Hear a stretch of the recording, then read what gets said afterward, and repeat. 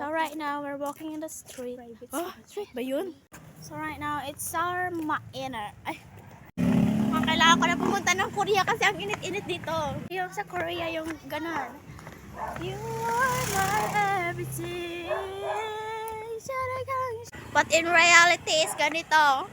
Ganito. And right now, is galing pala ako sa sa school. And mag-absent ako ngayon. As in, ngayon. Kasi nga guys, sabi niya nga a-absent ako ng hapon kasi may parcel sa darating. Yeah, may parcel sa darating. So right now is malapit na kaming What I mean, malapit na kami sa bahay. Kung biligyan pa lang ako ni Lord ng power, makakalipan ako. Nandito ako sa bahay. Yan yung airport.